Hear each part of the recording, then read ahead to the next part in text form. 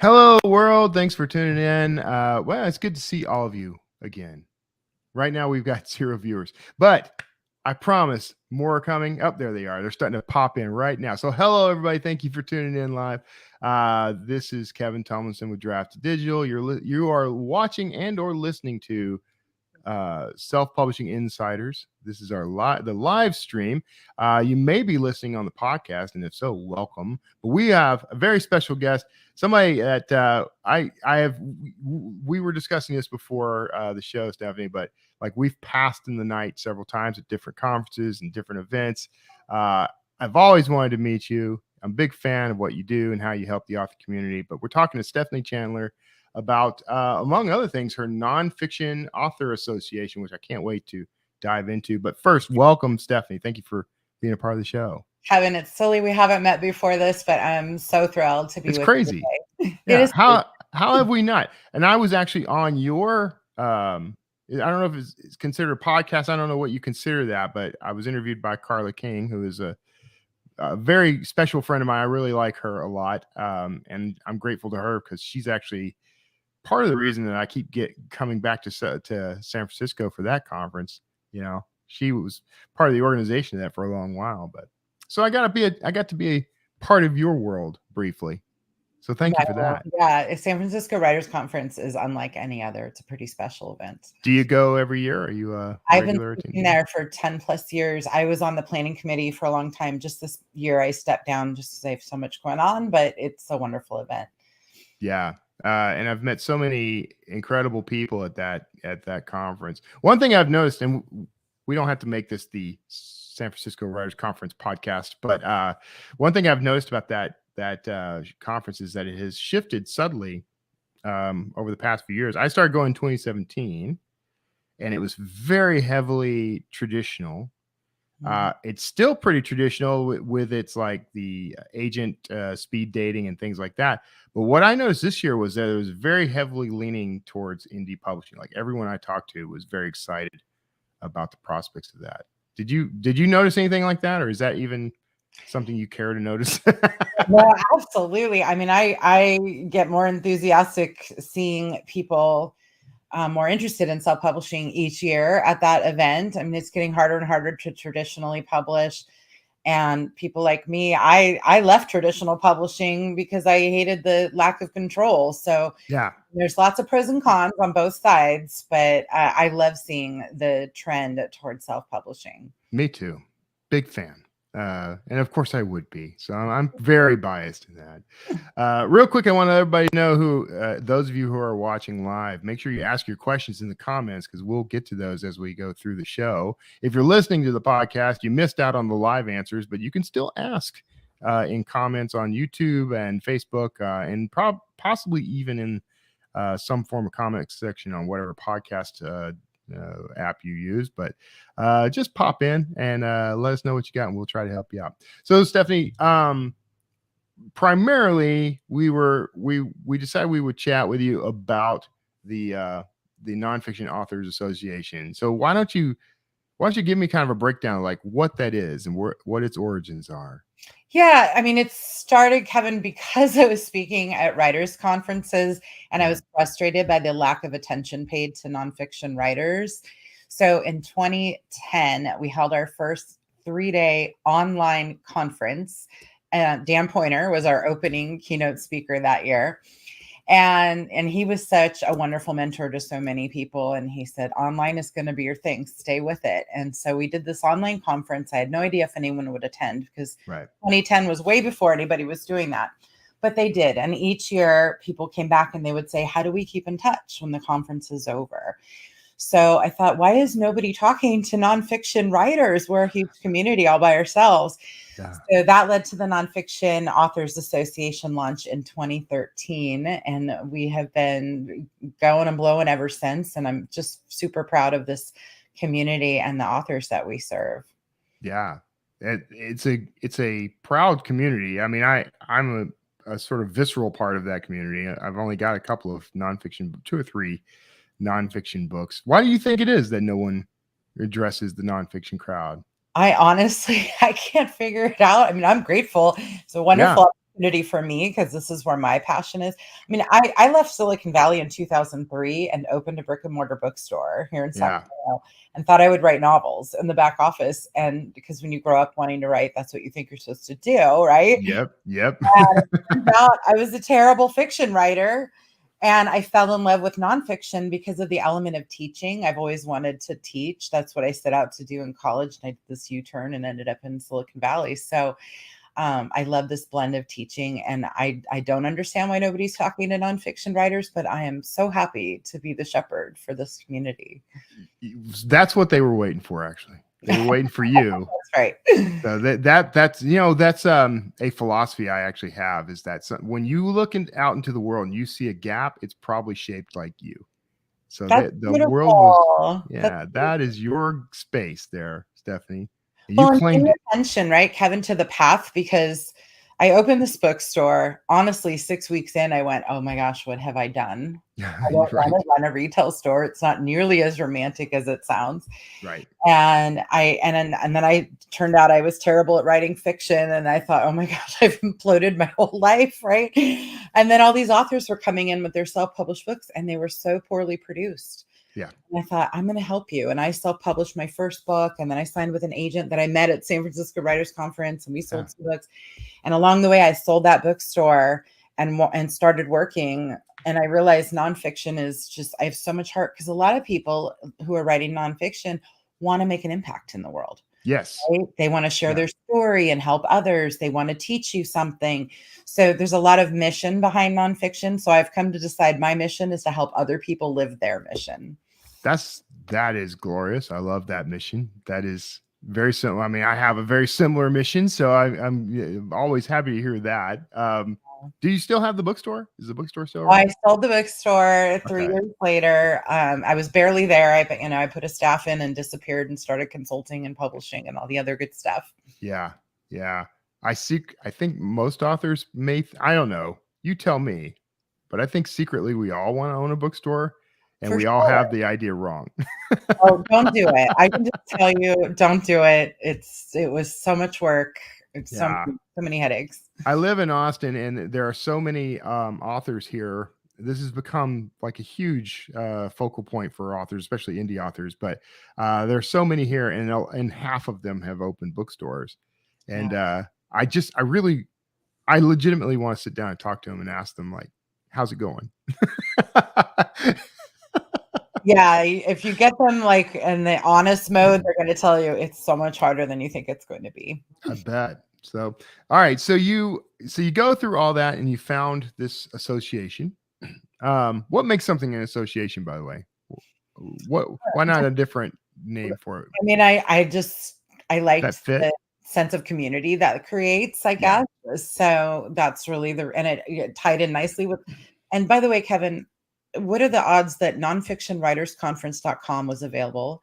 Nonfiction Authors Association.com was available. Nonfictionbookawards.com was available. We have those as well.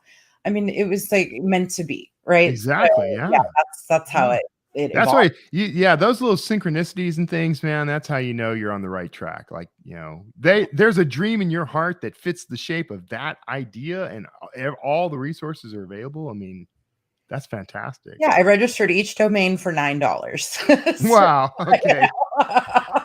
I just paid a lot of money for a domain that I had my eye on for a long time, so I can appreciate the beauty of buying it early and getting the one you want. So what are just some of the perks of like membership in the association? So I really thought long and hard about membership perks because, of course, I've been a member of a million organizations over the years, and I wanted it to be really high in value. So first and foremost, we have so much content, educational content. We have legal agreements, templates that authors can use. We've got reports and checklists, and it goes on and on and on. One of the things people love most is every Friday we send out media leads. So we curate lists of media leads primarily for podcasts and blogs looking for guest posts. And I hear from members all the time. They're getting interviews from those media leads. They have to then take action, right? Then they have to pitch the podcast or the blog. We have a really wonderful members only Facebook group. We have membership discounts with partners. We should probably talk Draft to Digital, but we have Lulu, Office Depot, Ingram Spark, Findaway Voices, and on and on and on. And why are we not in there? We don't even charge anything. We should totally be a part. You guys. We certainly recommend you guys. So yeah, exactly. So we just have a ton of benefits. Members get discounts off the conference, offer master courses. So it's such a powerful community. Oh, and our newest thing, which I love so much, once a month, we are doing what we call the author brainstorm exchange. We bring authors into Zoom and we put them into Zoom breakout rooms in groups of 6. And each person gets 10 minutes to share a question or a challenge that they're having and get feedback from the group. It's like a mini mastermind. It is 100% free to members and they are loving it. And they're super, super fun to do. That is so vital. By the way, like one of the things that I love about conferences, and this past conference, I got to do this a couple of times, but like I would just sort of hold court in the bar and all these authors would come around and ask questions and we could talk and share, I'd share what I knew. And then, everyone else could kind of pipe up and share what they knew. And so any question that got asked got, 20 different answers, but they were all relevant. So having, an organized way to do that on a regular basis, that's just got to be huge for the authors. Yeah. And it's amazing what some know that they don't even realize they know, right? Because they've already done it. They've already been through editing or they've already started their social media or whatever it is. So, and I always say you have something to contribute, whether you realize it or not. Yes, absolutely. Even from the lowest level to the highest level, everyone's got a little something to contribute. So what's the, I don't want to like pin you down and get you locked in on like prices and stuff if they tend to change or anything. But like, what can an author expect to pay to be a part of the association? No, that's totally fair. Our prices haven't changed in a long time, so it's $29 a month for Authority membership or $290 for the year, and that gets you all the things I just talked about. Then we also have a VIP level that's $690 a year, but they get free access to the conference. The recordings, the transcripts, they get access to a special course. They get access to all of our author toolkits, which are incredible. So, yeah, we have both levels. That is, all that sounds like a bargain, actually.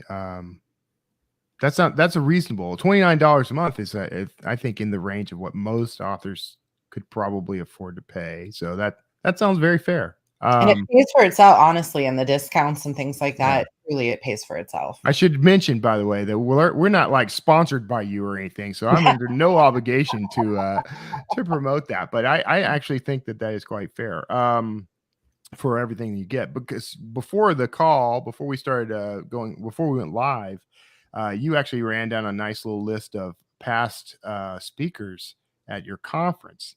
You want to share some? Can you share some of those? Yeah. I mean, we've had Julia Cameron, Anna Quinlan, Gretchen Rubin, Seth Godin, Guy Kawasaki, Don Miguel Ruiz, Martha Beck. I mean, we've just had a phenomenal, that's like fortunate. One full bookshelf over to my left. That is really incredible. Speakers, my favorite authors, I reach out and I ask. That's that simple. Yeah. Well, there you go. Yeah. I mean, that's the best way. You're paying attention to your audience. Yeah. For sure. We were also talking. So I think we did half this interview before the thing went live. So forgive me for bringing some of this up. And if we already covered it, remind me, but I can't remember what happened before and after the red dot. So, you got it. So you brought on Carla King. I did want to mention her because she is, like I said, I love her. And she's been very responsible. I mentioned this on air, I'm sure, but very responsible for getting me involved with San Francisco Writers Conference in particular. But she's what is her role there? Like, what's she doing with you? So Carla King is our VP of Business Development, and I'm super thrilled to have her. I've known her for a decade as well. Kevin, she's known for teaching self-publishing boot camps and things like that. And when I sat down to think about the help I needed, we have a good team. We do a lot of customer support and things like that. I thought I need somebody to do the stuff I'm procrastinating on because, I'm a CEO and we've grown. And so she took over recording our podcast. I have been talking for years about we need to be on YouTube. So now we finally have a YouTube channel. We're streaming with StreamYard like you're doing. So she's moving us forward. She's great with tech as well. And she and I share that we both love technology. So it's been a perfect mix. She's also way more sociable than I am. I mean, Yes. I am a hardcore introvert. People don't believe me, but it's true. So, and she's the opposite. She picks up the phone and calls people. She networks at conferences. And when I'm done with my session at the conference, I'm hiding in my room going, oh my gosh, too much people.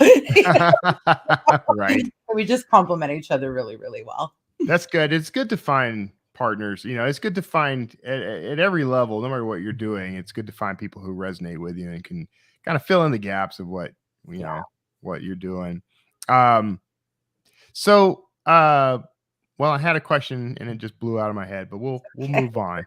I was trying to kind of keep it because I'm like, oh, that's a good question. But anyway, so in terms of Carla, I was recently on your show. I accidentally stumbled onto that while I was searching. Someone asked me to make a pitch for speaking, and so I did, and they wanted links to stuff I've done recently, and I just did a quick search, and that was like the first result. So thank you for that. So in terms of nonfiction, one of the things that you and I did talk about was how the marketing for nonfiction, in your words, is actually a little easier for fiction. Why is that?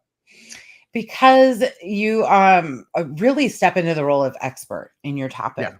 And that's true, by the way, for memoir writers as well. I know memoir writers say that doesn't apply to me, but it does. It does, especially if you're focused on your marketing. Yeah. Because I'm a big believer in carve out a niche for yourself and to figure out how are you going to serve your audience.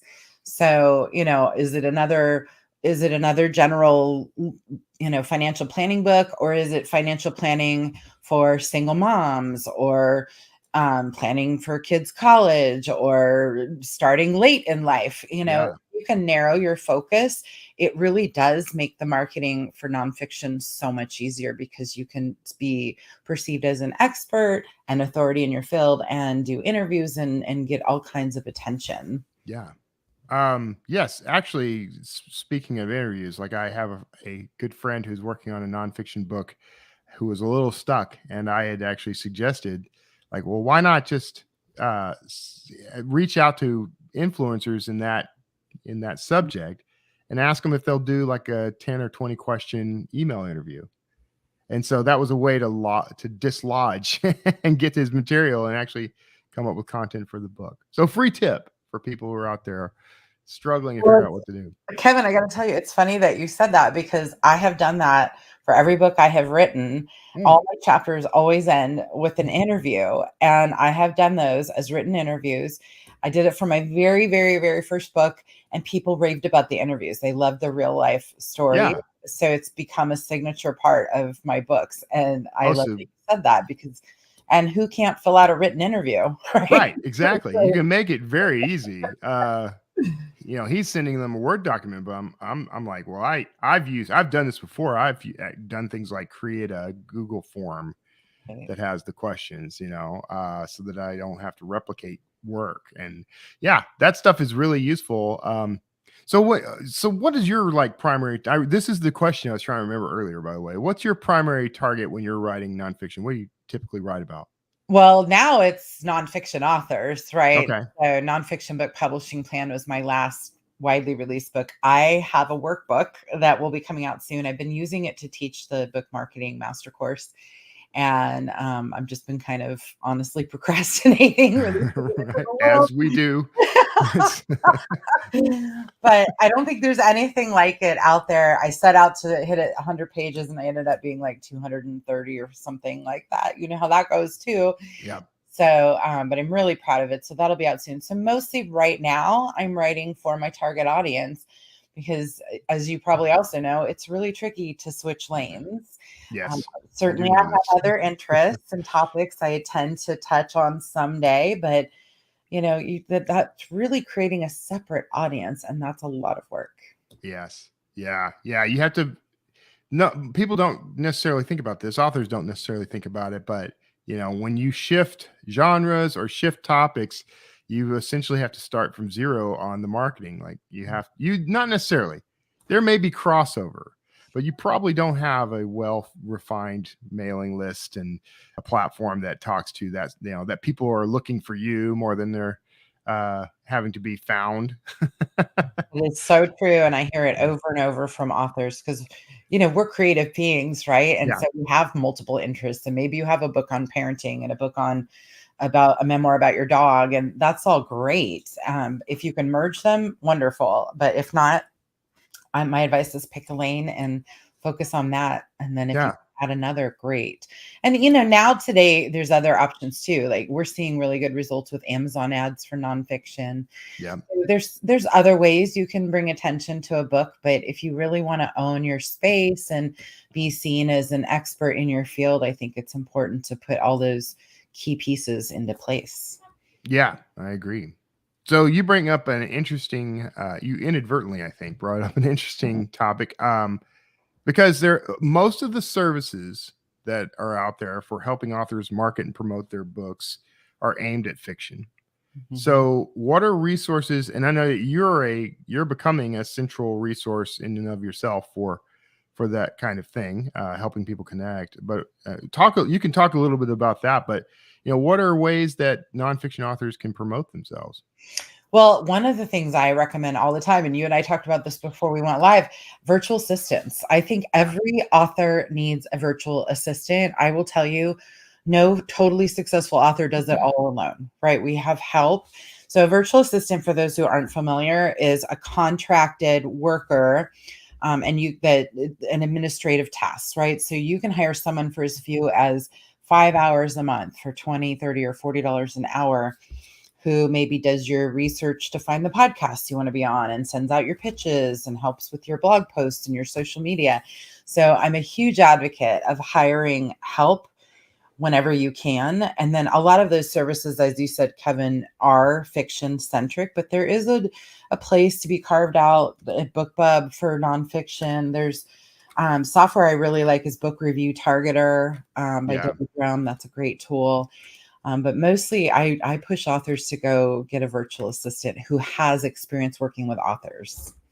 Yeah, that is very good advice. It's challenging because there is a cost involved and there's management involved, but you can start small. There are lots of VAs out there who will work for, not a lot of money per hour. And even if you're just getting, 3 to 5 hours a week out of them for something, that can be a huge shift for you. Completely. For a couple $100 a month to be able to deal with the stuff you're procrastinating on and focus on the things you like to do and do well. To me, that's completely worth it. And you can also hire overseas talent as well. They tend to be a lot less. Yeah. But if you want somebody who's customer facing and things like that, you're going to pay more for that. I have slacked off on all that, but back in the days when I first read 4 Hour Workweek, Tim Ferriss's book, I'm like, oh yeah, there's a whole list of virtual assistant services in there, and that's what I was doing for a long time. But then I dialed back, and maybe I shouldn't have. Maybe that's the secret. But you have some links to some of these resources and stuff as part of the association, right? We do. So we have recommended resources on the site, and we have curated a list of virtual assistants who work with authors. And then we also now have a certification program. So we're putting book coaches and assistants and things like that are taking our book marketing course, our book publicity course, our book publishing course. And those folks are also listed in there, and they've passed tests to qualify to be listed in the directory. Good. Yeah. So these are all qualified leads, not, they paid you and you put them in a list. No. Yeah. That's good. Yeah. It's hard to find. Reliability is something that's a challenge in this business. We talked about predatory services before the call. We talked about a lot before the call. We should have just shut up and held all that in. But how do you guys, have you had, I don't know, have you had experiences having to deal with like these predatory services out there? Absolutely. And I get asked about them constantly. Our members will forward emails saying, is this legitimate? And 9.5 times out of 10, it's not legitimate. I get them Yeah. myself because as an author, I get voicemails. We want to acquire your book, and so yeah, it's just really unfortunate. A quick Google search, please. If you get these offers, do a quick Google search. I've seen these issues with speakers too. Hey, can you? Yeah. I just got one on LinkedIn this week. Can you come to Germany and speak to 1,000 people? And it's not legit. I'm not going to even respond.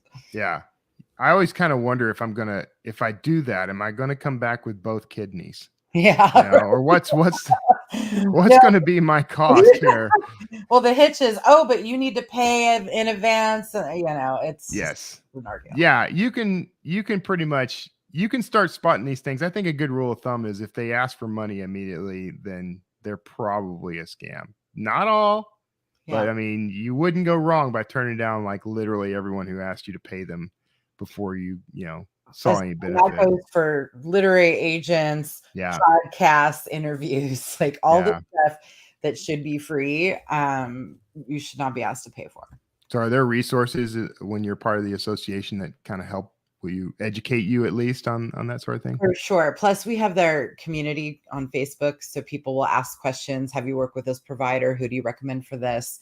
And word of mouth is always, to me, one of the best ways to get a recommendation as well. Yeah, that works out really nicely. Yeah, word of mouth is still the most economical of marketing.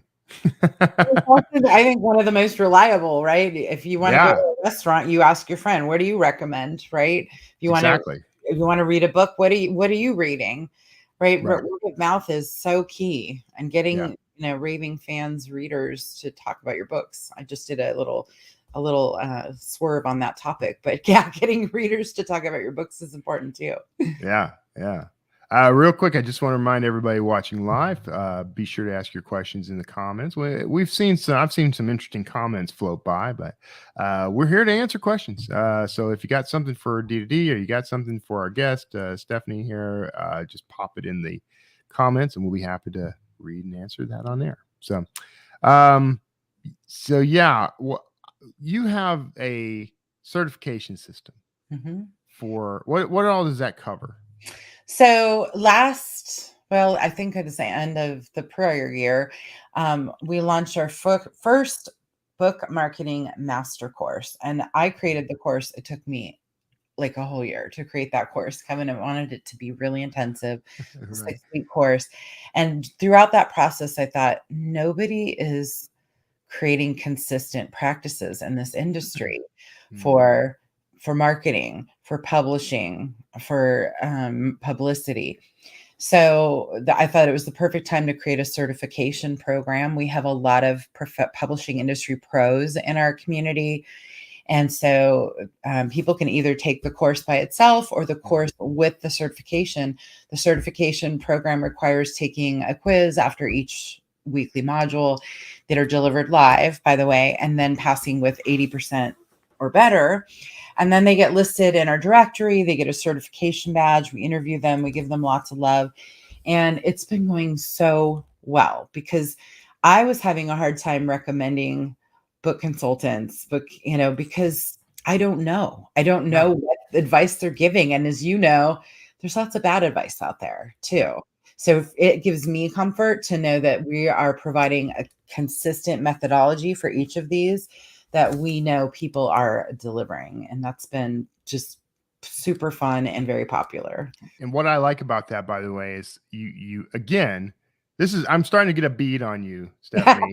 you saw an opening, you saw a gap out there, and you figured out how to fill it. In this case, it was there's not very many reliable, service providers for XYZ, and so you just created a system to make sure that these people were available, and they're in your system. That's beautiful. Yeah, thank you. I mean, thank you. And just know that integrity is one of my core values. And so seeing some of the stuff that's out there right now, we talked about this briefly before we went live too. There's a lot of unsavory things happening in the publishing world and the advice that people are given. And so it really feels good to me that Carla King, by the way, teaches our publishing course. Joanne McCall teaches our publicity course. It actually starts next week. And I teach marketing. So it's important to me that we're creating some level of standards that aren't shady snake oil tactics. Right? Yeah, I know. The world definitely needs more of that. Yeah. You know, you want to build the fiction version of that too? We can probably we have a lot of people who could use that. I mean, 90% of our stuff applies to fiction as well. And Well, honestly, that's true. Yeah, PR and I and would marketing. argue, I would argue that fiction writers should be following the nonfiction model, because you should find a core topic or niche audience to carve out Yeah. and get known for that and cultivate that community, and that's what we do as nonfiction. So fiction writers could really learn a lot from the way nonfiction writers are approaching our own marketing. I absolutely agree with that. I'm a big advocate, always have been a big advocate of the idea that you should be looking outside your box for inspiration, for information, to educate yourself, because there's a whole world of people who have figured out how to do certain things that would translate very easily over to the world of fiction writing and publishing. Absolutely. I saw it all the time. That was the whole point of the Wordslinger podcast, was I was trying to, make sure people knew that, because the biggest thing for us is that entrepreneur world that's out there, the internet entrepreneur and the hustle crowd, like the stuff they're doing is easily applicable to our world, both fiction and nonfiction. Yeah, the hustle culture is really getting out of control too. And yeah, we could go and have a whole other conversation about that, but it doesn't have to be that hard. Is marketing books hard? Yes. Is selling books hard? Yes. Yes. And I'll say that every day, all day, because I want people to understand the realistic challenges that lie ahead. But I like to think of it as gardening, Kevin. So I hate gardening. I hate it, but I do it because I like the end result. I like to have a really pretty yard to spend time in. Yeah. And some people feel that way about marketing, right? It's like the last thing they want to do. Yeah. But, if I walk out into my garden and plant 3 seeds every day, over time, that garden grows. Yeah. And if you do that with your book marketing and you plant 3 seeds every day, you pitch yourself to a podcast, you write a blog post, you record an interview. Yep. That adds up with time. And that doesn't need to, and by the way, none of us have 8 hours a day to focus on book marketing. Like, right. New York Times bestselling authors have day jobs, right? So, well, and I think people put too much stress on themselves about that sort of thing. Like, it's just like you said. I mean, if you committed to I'm going to do 3 things this week that are meant to promote my books, that will have a huge impact. Yeah, for sure. So we got a couple of things I wanted to pop up. First of all, Andy Jones, who is just a wonderful human being in of himself. He says, all of us do own a bookstore. This was referring to our bookstore comment earlier. All of us do own a bookstore of mostly digital and audiobooks. We just don't sell our books. So, hey, speak for yourself, man. I'm trying to sell. And this is one of my crew, Jim Azevedo. Jim. He went. Absolutely. He tried to hunt you down at. Sorry, it says, if you're considering a celebrity interview, not huge but still famous, is it best to target their publicists or agents, or attempt to go directly to the person? Great question, Jim. And the answer really is all of the above. So, I mentioned a bunch of big name authors we've had at the conference every year. And usually I start out trying to find contact information through their website, through LinkedIn. I might DM them through their social media. A lot of times they read their own DMs. This past year we had Anna Quinlan. I really, really wanted Anna Quinlan. And I went to her publisher. Yeah. There's nowhere, anywhere to contact her anywhere. Yeah. And I knew she wasn't doing her own social media. So I contacted the publisher and said, hey, we have this event. We'd love to have her speak. We'll donate some books to attendees. And, that got attention. So that's another thing. If you can throw in a little added incentive. I was going to say, yeah, you need to always approach these. I've interviewed some really big names in my career, and all of them came to me that way. It was what can I offer them? If you go in with that attitude, your chances of success are much higher. Yeah, Some we good ended up advice. buying, I think, 150 copies of her book and giving them to the first 150 people who registered for the Oh, conference. nice. And we worked with a local bookstore to ship them out. So it was a win for everybody all around, and such a fun experience. Yeah. Yeah. I love I love when those come together. It's always great to get those guests, you know. Um but I think people overestimate how much of a kick those folks can sometimes get out of these appearances too. Like, has that been your experience? That yes, I mean Anna Quinlan. So here she is. She's the Pulitzer Prize winning author, Yes. Yeah. right? And I never know what to expect. I had no conversation with her prior. I didn't know, and we did it as an interview for the opening session. And sometimes these big authors are kind of cold or blocked, or just hard to connect with. She could not have been warmer or kinder, or she was self-deprecating, she was honest. So I appreciate that authenticity, and Yeah. you really never know what you're going to get, because let me tell you, we've had some speakers that were challenging as Yes. well. But I so appreciate, especially the well-known writers who've done the work that we're all trying to do and come a long way. Yeah. And to Yeah. still be humble and kind is really awesome. I'm a challenging speaker. I demand a trailer, M&Ms, Green sorted by M&Ms color. only. Yeah. Yeah. That's the standard cliche diva thing there, is the green M&Ms. Right. I made that joke earlier today. So yeah. So that's actually, we bring that up, but that's actually probably something we should bring up, because if you are a nonfiction author in particular, chances are you're going to be doing PR, you're going to be going on podcasts and maybe even bigger media. Like, do you guys do you offer any sort of coaching for media appearances or anything like that? Or So I'm glad you asked that. Actually, this afternoon after this interview, we have a webinar at noon Pacific on how to locate media contacts. This is all in part to tie in with the course that's our 6-week, the book publicity course. But yeah, it's that database of content, Kevin. We have recordings, we have templates, media tips, media training. It's all kinds of resources available.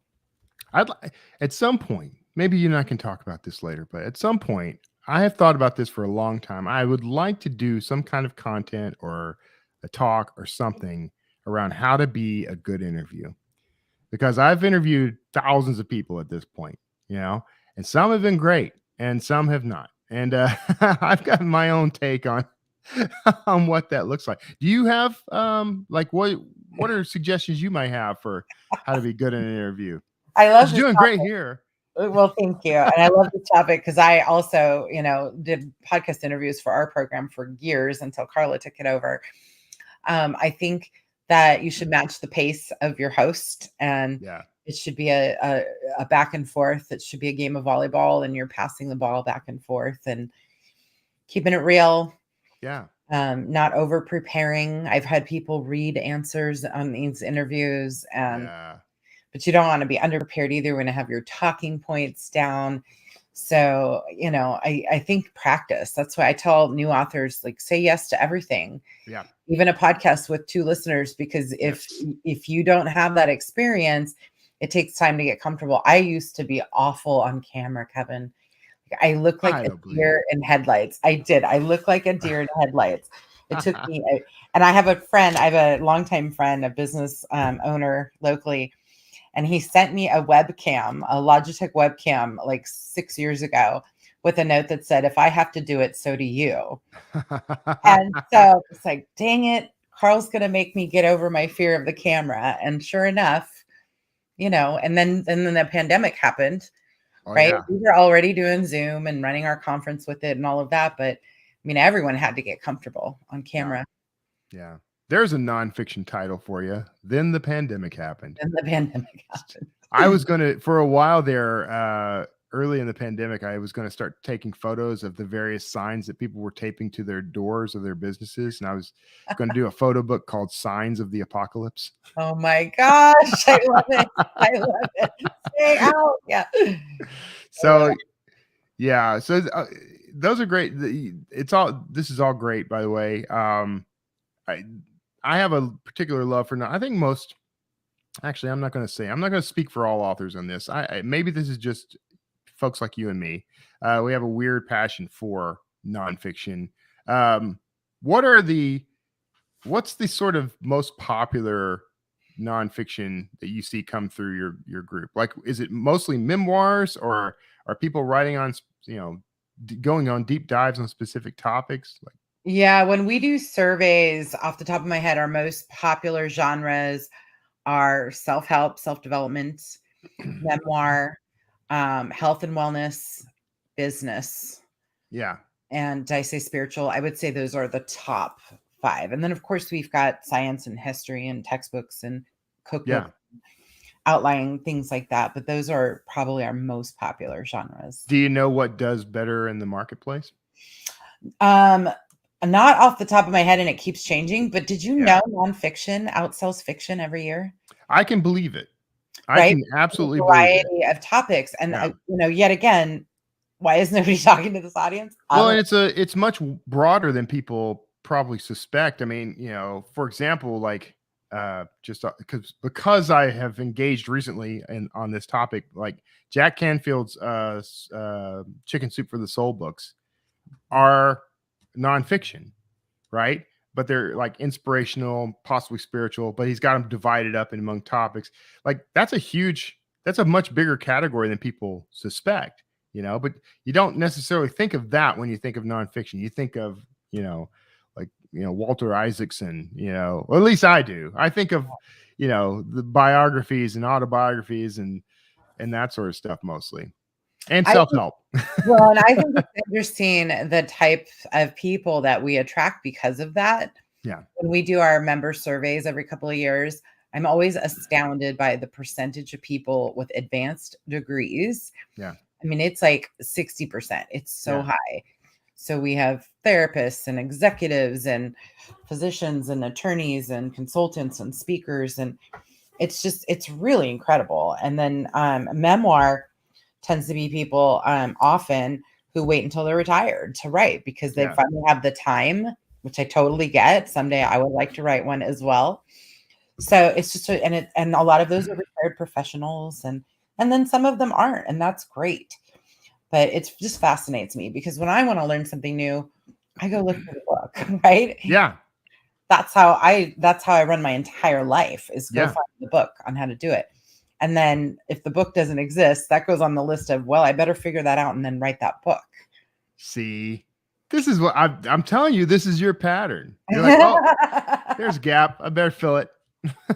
Yeah, well, and truly, yeah, that is how I have taken this. But that is exactly what people should do. You should look for the gap and fill it. That's how you're meeting a need, especially if there's a demand for it. Now, there wasn't. When you were looking around, I mean, how did you determine that there was a demand for something oriented on nonfiction? I think because at the time I was running a meetup group in Sacramento called the Sacramento Speakers Network. So I started that group because I just wanted to network with other speakers, and we were 3 people in a Starbucks. And then the next month we were 5, and the next month we were 10. We ended up being the largest business meetup in Sacramento. And it was like over 2,000 members. We were getting 100 people at our monthly meetings. Yeah. And I realized these are all local professionals, and a lot of them were asking me about how to write their books. Yeah. And I didn't have a resource to send them to because every writer's group is fiction centric. And I would hear that complaint over and over. And I would go to our local writers groups and be like, I don't fit here. Yeah. These aren't my people specifically writing the nonfiction. And can I just say, and I hate to say it, and I apologize to everyone who has a novel writing group out there, but I find them to be the most useless thing for me to be a part of. I mean, there's a kind of encouragement that happens, but then when you hand over your work, the critiques you're getting are from people who haven't actually published or anything. So there's a kind of, I don't know, I think they're great if you are meeting up to do anything but talk about your specific work. If you just want to encourage each other to write, that's a great exercise. That's all. That's a good point. I've never been in that situation. Yeah. I did have a writing critique group at my bookstore which is how I discovered I was a terrible fiction writer. But it was mostly because other people would read their work and I would be like, oh my gosh, it's so much better than mine. Yeah. Yeah. All right, I'm gonna pop this comment from Lexi up, also one of my crew. But fiction is bought by fiction readers, but nonfiction can target people who don't even consider themselves readers. Great point. So, also the overlap between nonfiction and fiction readers, is fiction readers will likely read nonfiction as well. But you've got a nice crossover there. But if you love nonfiction, you may not read fiction at all. But I know plenty of fiction readers who will read nonfiction. Absolutely. And Jim Azevedo may be able to speak to this, but in fact, I just pulled up the data on this recently that Smashwords did a survey about book pricing, or did their research and published a report on price sensitivity with fiction buyers are expecting lower prices compared to nonfiction buyers, where the sweet spot I think was like $5.99 to $7.99 for nonfiction. Yeah. So people are paying because there's a perceived value and they're interested in the topic, where fiction readers tend to consume high volumes and therefore expect a lower price so they can get more books. Yeah, that's exactly. Yeah, I can attest to that. So we're at the end, unfortunately. Stephanie, it was wonderful to chat with you, and I'm glad we finally got a chance to connect. Maybe next time we'll do it in 3 dimensions. Oh, I love it. That would be great. I'm so glad to finally meet you. This was really, really fun. Well, for everyone who is interested in finding out more about you and what you're doing, they can visit nonfictionauthorsassociation.com. Is that right?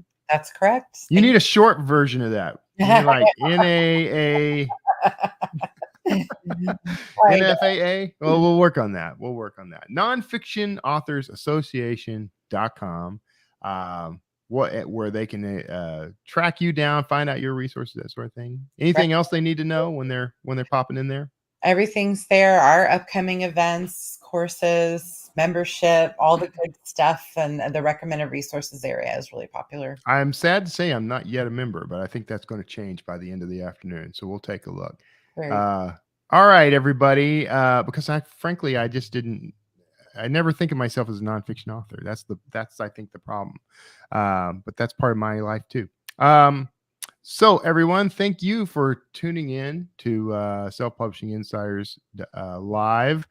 Make sure that you're bookmarking us at d2dlive.com. That's where you'll find a little countdown to each week's episode. We do have a brand new live stream every single week. Sometimes we throw in a webinar, but there's also other live stuff that we will push there. So make sure you're on there. You can find an archive of past episodes. And we've got a brand new thing that we're kind of pushing. If you want some industry insights, we've got d2d.tips/insight. That's our list of blog posts and webinars and other things that we think are just absolutely essential 101 stuff for indie authors of all types. Mostly fiction, I'll tell you. No, I'm just kidding. It's actually just aimed at indie authors in general. So you can go check that out. Make sure that you bookmark that, because we are adding new stuff all the time. Nope, that's the insights. I've completely messed that up. That is the industry insights. Tells you how the industry is going. The thing that I was actually trying to promote was d2d.tips/essentials.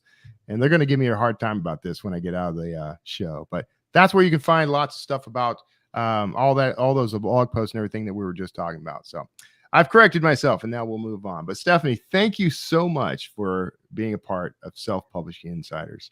Thank you, Kevin. This was a great day. Time flew by. I really appreciate it. I hope to talk to you soon. Yes, we will talk again soon. So thanks, everybody, for tuning in, and we'll see you all next time.